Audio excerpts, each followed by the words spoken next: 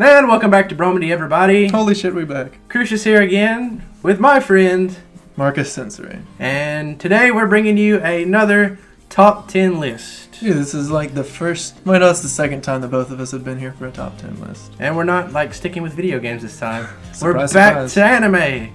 And the top 10 most underrated anime series or shows of all time. That we've seen. Just according to us. Yes. And our opinions are the best. Anyway, at number 10, we're actually going to hit a vague topic for number 10. Kind of a blanket. Number 10, RomComs. Boom. In general. It seems like there's like a bunch of A-list rom-coms that kind of take away from the rest. You know what I mean? Yeah, like I was talking about rom-coms earlier, and we were saying how like Clanad is kind of like the pinnacle of like rom-com and emotion. Yeah, it seems like everybody's like, hey, if you want to watch a rom-com, you watch Clanad.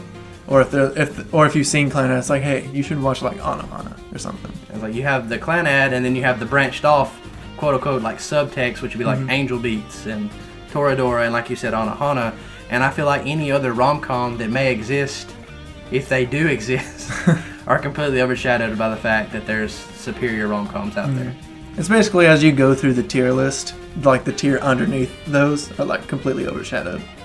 So we thought we'd get that out of the way at number 10 and just get a broad little topic before we get into the real specifics. Specificity. So moving on, at number 9, Castle in the Sky, Studio Ghibli. That's why it's at number 9. It's at number 9 because we didn't want to say it was too, because a lot of people really like Castle in the Sky. But a lot of people like Spirited Away and Princess Mononoke like a lot more than Castle in the Sky. Once again, overshadowed. And like I said, to me, like I said, personally, my favorite Ghibli film is Castle in the Sky, and it's always has been. I think it's got the most action in it. Like I said, I just think it's underrated because when you look at behind us, a great film like Spirited Away that has such great music and as a good story. Castle in the Sky is every bit its equal because, like I said, the same people are doing the music, and it's just as good, and the story is just as exciting. Same animation company, obviously. So, like I said, I just think it is slightly underrated as compared to what, like I said, it's working with in the Ghibli organization. So we won't go too far into that one.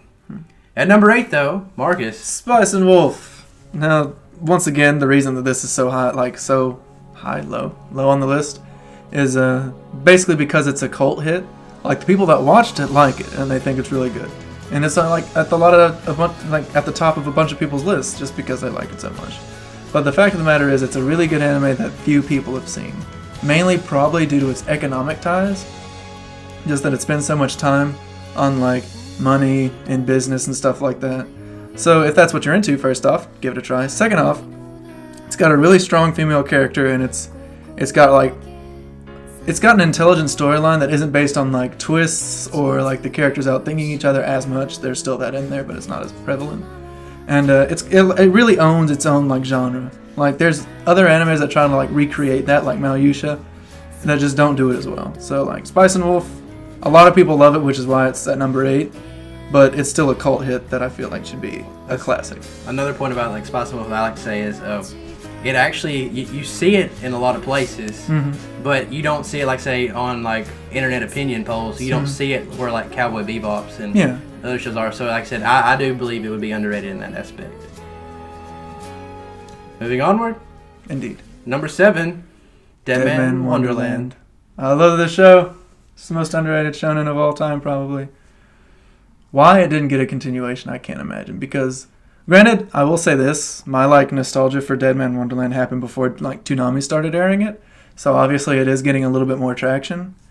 But I feel like it's got it's got a really good setup, and that it gets its twists really well, and like. I really like how like the characters have a lot of like depth to them, like deeper than the average shonen at least. And then first off, Ganta's theme. Yeah, it's pretty addicting. I think a lot of people don't actually know how exciting this show is too, because like I said, they look at it and they've seen like other shows. Like this show, like once you get into it, even like when I watched it, I was like, this is a lot more than I thought I was getting into. And like it's also another one of those animes that like the more you watch it, the more you see in it. Like, I'm not going to give anything away because like a lot of things that I could say in this show are a spoiler just based off all the twists that happen. But it's really well written for a shonen, but it still keeps like shonen ties to it. So if if you're into shonen but you want something a little bit different, I'd give Deadman Wonderland a try. Not to mention, it's like $20 on Amazon. Yeah, it's incredibly cheap. Yeah, so if you, like I said, if you want a nice anime to buy, that's a good one. But moving onward at number 6, I have Blood Sea on this list. Now, I've talked about it before in other podcasts, how it's kind of a Monster of the Week show. Mm-hmm. But like I said, I think there's a little more to it than that, because it's not just waiting for that. There's actually a little bit of plot development to it. Mm-hmm. And unlike some shows for like Monster of the Week, I actually was really looking forward to what would happen in the next episode. And like I said, it's a short 13-episode season. And it ties up, like I said, I'm not too fond of the ending, to be a little bit negative on it. But it's real exciting, and each episode has a lot of action into it. And like I said, I just think it's a little underrated. Probably one of the better styles of the Monster of the Week genre. Like I said, and as Schultz would say, it's something badass. But like I said, I definitely appreciate Blood Sea, and like I said, I've watched it several times. So I believe it's just slightly underrated. So like I said, it's here at number 6. But moving on to number 5, Marcus. Slayers. Now, also, the reason why this is on the list is, like, a lot of people do know about Slayers, but, like, for the people that don't, usually I imagine they stay away from it just because it's very old. It has a very old, like, outdated dub. It's got, like, old style of animation, but the thing is, that's kind of its strength. The thing about the Slayers is that, like, it's so incredibly 90s. Like, the animation style just, like, oozes 90s. I'm talking about, like, even the voice actors. You can get, like, the entire cast of Pokemon from this show. Because, like, the main male character is Brock. Like, there's so many characters in this show that are, like, just, if you grew up around the 90s, Slayers. That's all I have to say. If you want a nostalgia field trip, hop on the bus, head out to Slayers. Just go ahead and just give it a try. I bet you'll like it. And we're all big fans here of 90s anime. See Vash the Stampede review. See Cowboy Bebop review. And others forthcoming. But at number 4, keep going. Oh, El Cazador de la Bruja. This show is it's kind of a journey show. It focuses less on, like, the nailed down story and more on the characters themselves and, like, just, like, growing attached to those characters, because, like, the growing attached to the characters really makes the ending, like, stronger. So, like, if you like kind of like more of the journey aspects, going about like a certain location, like for instance this one is South America, and you just like if you just enjoy like the traveling aspect, seeing what the characters you like are doing, just like enjoying the journey they go on, and then finally getting some closure at the end. If that's the kind of show you're into, then I would highly suggest to watch El Cazador de la Bruja, which is the full title. I'll say it again for you folks at home. El Cazador de la Bruja. I just wrote down Bruja on this list because it's just too much of a mouthful. Kind of like number 3. Sea Control, the money of soul and possibility control. Yeah, that's the one. That is also a mouthful. I just put Sea or Sea Control. This is kind of a reference back to Spice and Wolf, and that it is really economic based. The only difference between Spice and Wolf and Sea Control, however, is that the only reason probably Crucius knows about Sea Control is because I sat down with him and showed him an episode of it. So, like, not many people know about this show at all, it seems like. And, like, if you really get into it, you, like, it's kind of like a Pokemon meets, like, Spice and Wolf, basically. It's definitely off base. And it's got, like, fights in it that are, like, really complicated when you think about it. Like, if you pay attention and, like, go with the story and, the mechanics of the anime, then it gets kind of complicated, and they use that later to, like, its advantage, and it's really cool. It's like trying to manipulate the economy and like your funds and stuff. I would really suggest watching it if you basically want an anime that has fighting with a major twist on the fighting. So it's a definite, not like a plot twist, like it's a strange fighting style. The show itself is a twist on anime in general. I had never seen anything quite like it. And then number 2, probably one of the most underrated anime between me and Marcus, Dusk Maiden of Amnesia. Yeah, this show was amazing.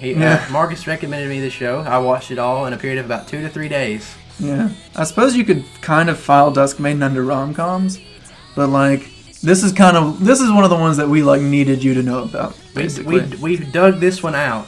Specifically. Like Dusk Maiden has like one of the richest in terms of symbolism characters in anime that I've seen, and it's also got one of the most engaging plots near the end, I would say. Like, it's a rom-com that actually, I don't want to say it's more mature just because it's got a lot of fan service in it. But, like, the things that the main character and the girl that he's in love with go through together is, like, much more mature than your usual high school drama bullshit.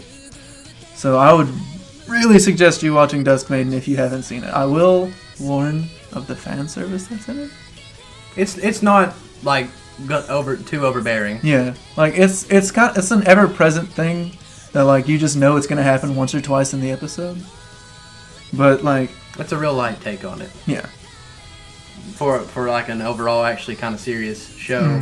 I said, but it also has good comedy. Definitely had to pull this one out. I definitely recommend this to anybody. But at number 1, one of my personal favorites, the top underrated anime in our opinion, definitely XXXholic. Freaking love this show. We've mentioned it before in our very first podcast, talking about our top 5 favorite anime, I think.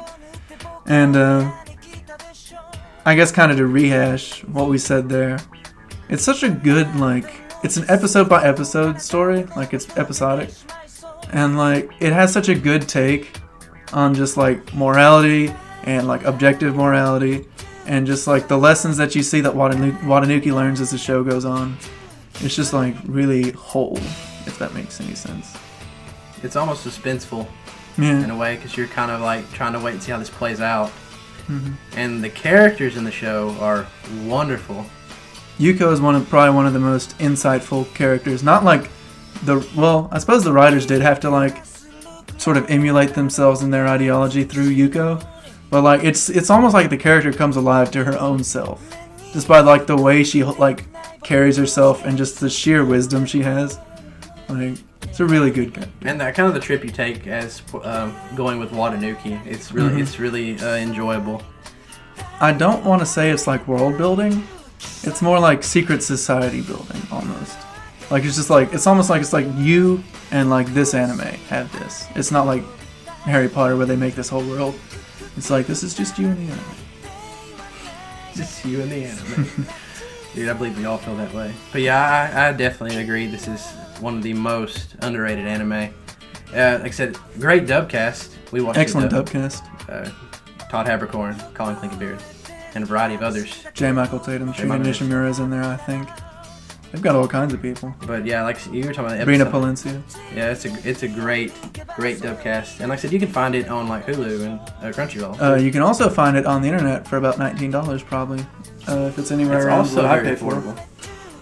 But yeah, like you were talking about the episodic nature of it all. Like, each episode by itself is entertaining enough to, like, hook you in. Mm-hmm.